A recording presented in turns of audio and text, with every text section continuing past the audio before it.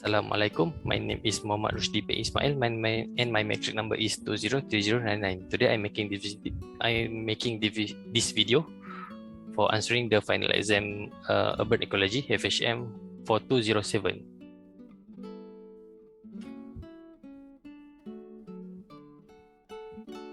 So the first question is, what characterizes sustainable urban land use system, and how can we transition to such system? According to the research, urban may foster or prevent accessibility, which can lower urban footprints and increase social cohesion, walkability, which can reduce chronic illness risk, and green area, which boosts mental health and reduce urban heat island, according to Seto and Tendi 2019. So the characteristic is city-wide access to public transportation.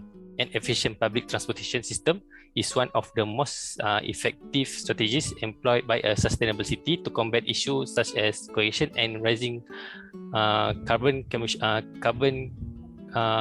emission. The next is pedestrian and bike-friendly sidewalks. In addition, to encourage urbanites to take public transit, sustainable city promote emission-free modes to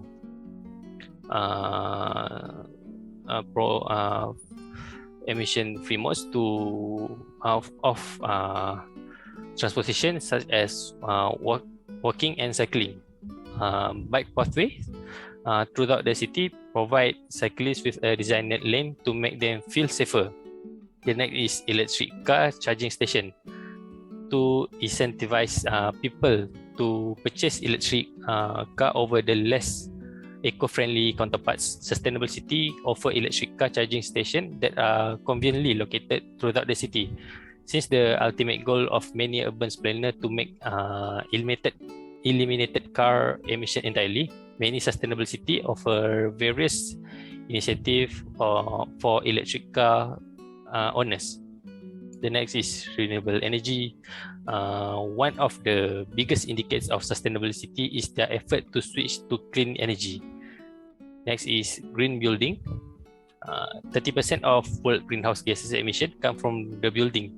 They also require less maintenance and have cheaper water and electric bills.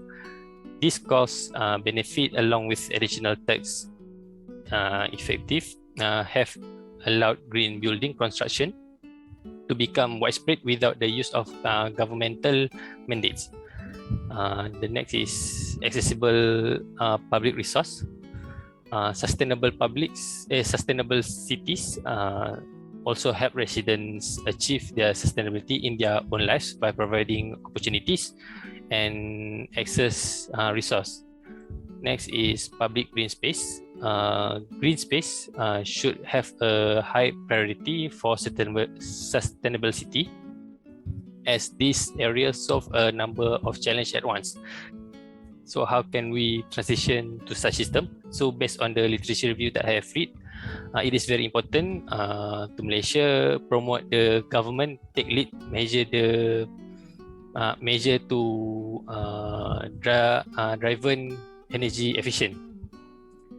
They should continuously cooperate with non-governmental body to promote energy sufficient and energy conservation measure at the residential sector. To adapt greener practice and build healthier cities, we need smart connectivity, technology green-driven efficient, and data insight to make smarter and greener decisions.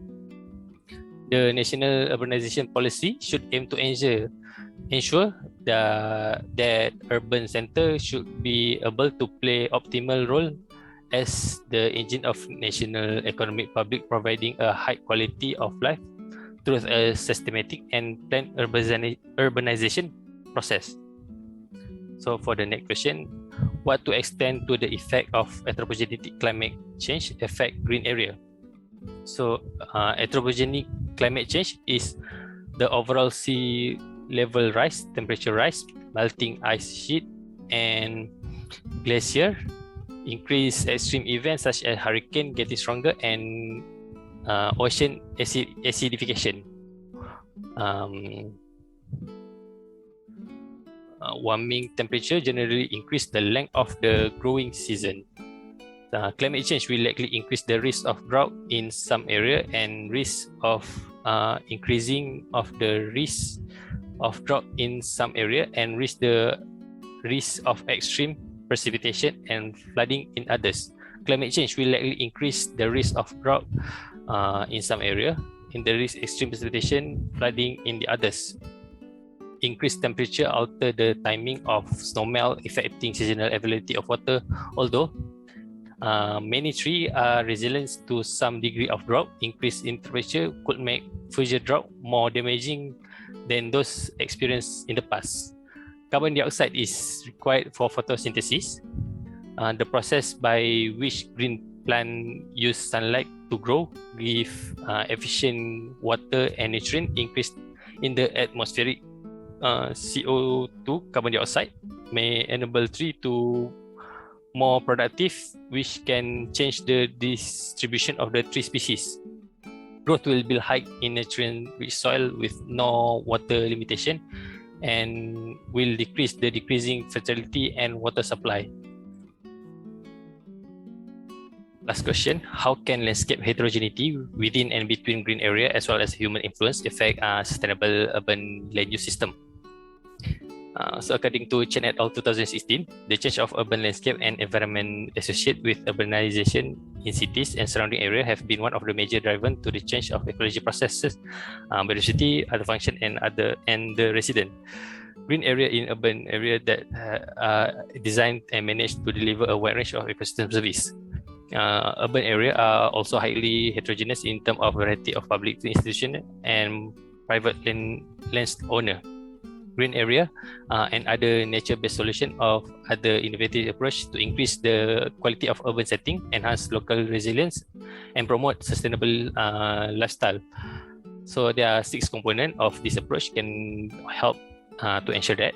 The first one is urban residents have adequate opportunities for exposure to nature.